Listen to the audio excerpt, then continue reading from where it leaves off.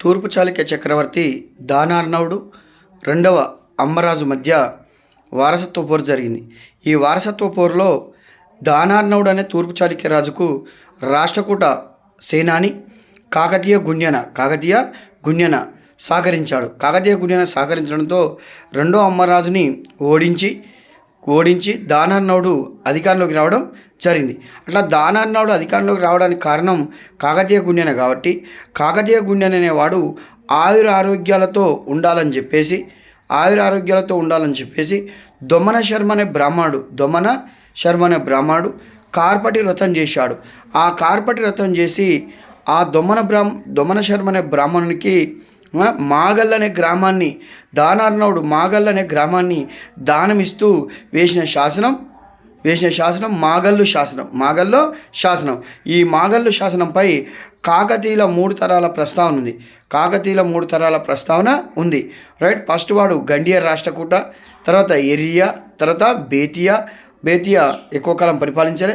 కాకతీయ గుణ్యన అంటే ఎరియా, గండియ రాష్ట్రకూట, ఎరియా, కాకతీయ గుణ్యన ఈ ముగ్గురి ప్రస్తావన అనేది మాగల్లు శాసనంపై కలదు.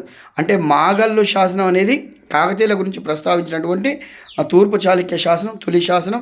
దీనిపైన 3 తరాల ప్రస్తావన ఉంది. అదే కాకతీయ గుణ్యన అనేవాడు రెండవ తైలపుడి చేతిలో ఓడిపోవడం జరుగుతుంది. ఎందుకు ఓడిపోతాడంటే రెండవ తైలపుడు అయితే ఎవరైతే ఉన్నారో ఆ రెండవ తైలపుడు మొదటి బేతరాజుకు అంటే బొట్టు బేత అంటారు. బొట్టు బేత అంటే ఎవరు? ముదిగొండ చాళుక్య రాజు బొట్టు బేతను ఓడించిన వాడు కాకతీయ గుణ్యన. అప్పుడు ఆ బొట్టు బేత అనేవాడు మిరియాల ఎరియా సాయంతో రెండవ తైలపుడిని ఆశ్రయిస్తాడు. అప్పుడు రెండవ తైలపుడు కాకతీయ గుణ్యని ఓడించి బొట్టు బేత లేదా మొదటి బేతరాజుకు కొరివిసీమ ప్రాంతాన్ని అప్పచెప్పడం జరుగుతుంది. రైట్. ఆ కొరిసీమ ప్రాంతాన్ని అప్పచెప్తారు. దాంతో రెండవ తైలపుడు అనేవాడు ఈ కాకతీయ గుణ్యని చంపిండు కాబట్టి కాకతీయ గుణ్యనకు కూడా కుమారుడు ఉంటాడు. వాని పేరు మొదటి బేతరాజే.